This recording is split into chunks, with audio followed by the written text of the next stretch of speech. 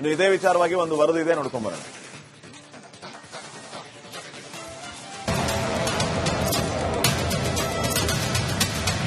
ಸಿನಿಮಾದಲ್ಲಿ ಲಾಂಗು ಮಚ್ಚು ತಲುಪಿಸೋದು ಕಾಮನ್, ಡ್ರ್ಯಾಗರ್ ತೋರಿಸಿ ಬೆದರಿಕೆ ಹಾಕೋದು ತೀರಾ ಸಾಮಾನ್ಯ.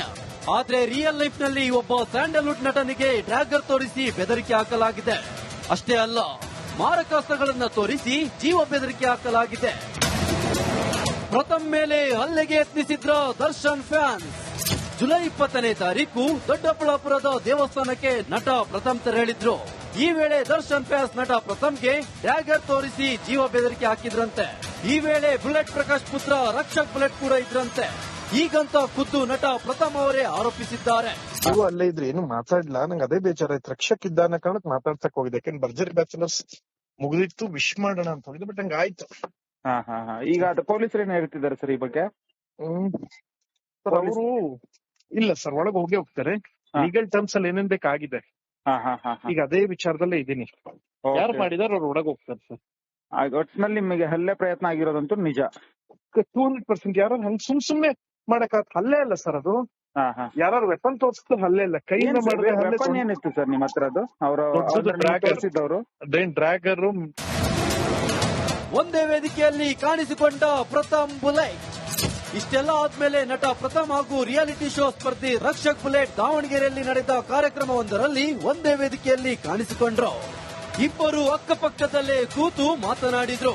ಕೊಲೆ ಬೆದರಿಕೆ ಬಳಿಕವೂ ನಗು ನಗುತ್ತಲೇ ಮಾತನಾಡಿದ್ರು. ದರ್ಶನ್ ಅಭಿಮಾನಿಗಳು ಧಮಕಿ ಹಾಕಿದ್ದು ನಿಜ. ಆ ಪ್ರೋಗ್ರಾಮ್ ಹೋದಾಗ ಆಗಿದ್ದು ನಿಜ. ಅದೇನಾಗುತ್ತೆ ಎಲ್ಲ ಕ್ಲಿಯರ್ ಆಗುತ್ತೆ.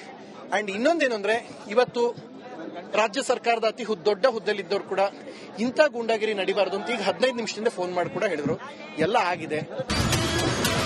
ರಕ್ಷಕ್ ಈ ಬಗ್ಗೆ ಒಂದು ಮಾತು ಹೇಳ್ಬಹುದಿತ್ತು.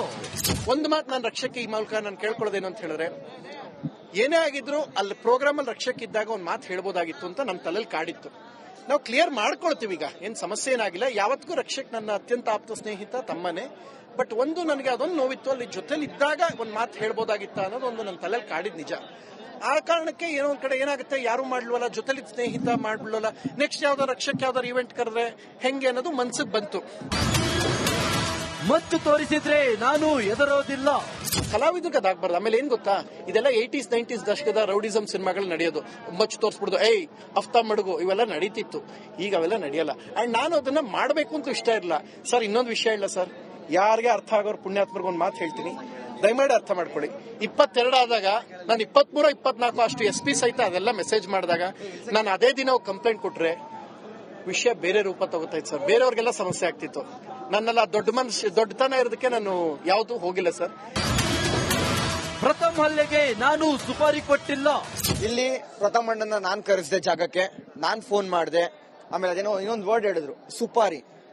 ಅದು ನನ್ನ ಲೈಫಲ್ಲೇ ದೊಡ್ಡ ವರ್ಡ್. ಅದು ನಾನು ತುಂಬಾ ಚಿಕ್ಕ ಹುಡುಗ, ನಾನು ಇನ್ನೊಬ್ರಿಗೆ ಸುಪಾರಿ ಕೊಟ್ಟು ಓಡಿಸೋದು ಮತ್ತೊಂದು ಅದು ನನಗೆ ಬೇಡದಿರೋದು. ಯಾಕಂದ್ರೆ ನಾನೊಂದು ಚಿತ್ರರಂಗದ ಮನೆಯಿಂದ ಬಂದಿರೋದು.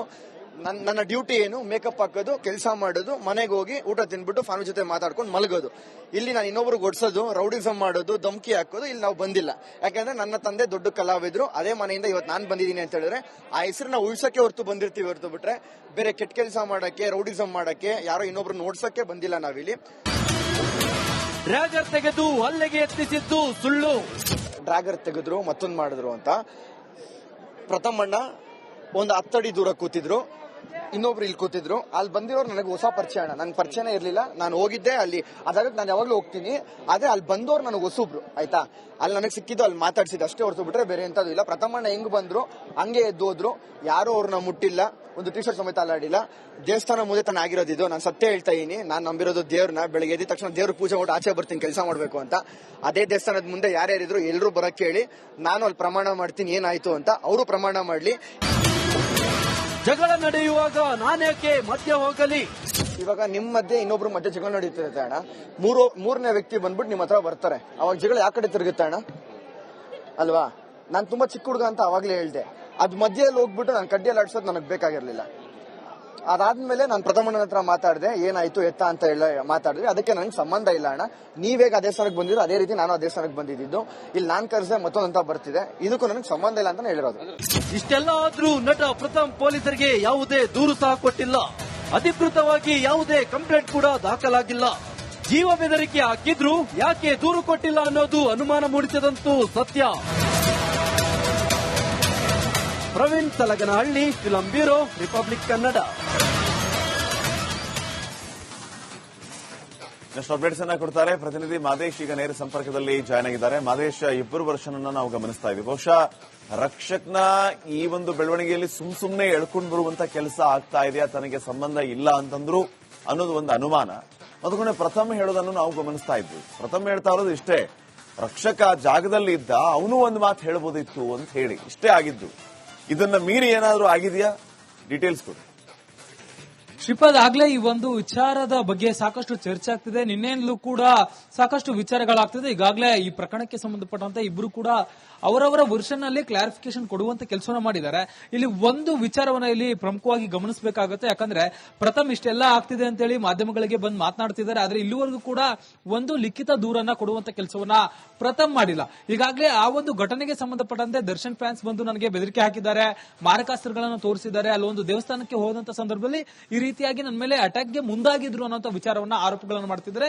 ಜೊತೆಗೆ ಅಲ್ಲಿ ರಕ್ಷಕ್ ಬುಲೆಟ್ ಇದ್ದ, ಆದ್ರೆ ಆತ ಯಾವುದೇ ರೀತಿಯಾದಂತಹ ಇಲ್ಲಿ ಪ್ರತಿಕ್ರಿಯೆ ನೀಡಲಿಲ್ಲ, ಆತ ಹೇಳ್ಬೋದಿತ್ತು ಅನ್ನೋ ವಿಚಾರವನ್ನ ಕೂಡ ಅಲ್ಲಿ ಪ್ರಸ್ತಾಪ ಮಾಡಿದ್ದ.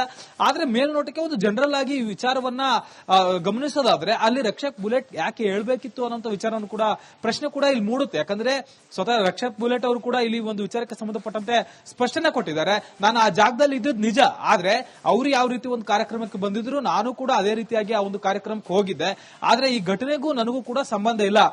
ಆ ಕಾರ್ಯಕ್ರಮಕ್ಕೆ ಅವರ ರೀತಿಯಾಗಿ ನನಗೂ ಕೂಡ ಆಹ್ವಾನ ಬಂದಿತ್ತು, ಆಹ್ವಾನ ಕೊಟ್ಟಿದ್ರಿಂದ ನಾನು ಆ ಜಾಗದಲ್ಲಿ ಇದ್ದೆ, ಆ ಜಾಗಕ್ಕೆ ನಾನು ಕೂಡ ಹೋಗಿದ್ದೆ.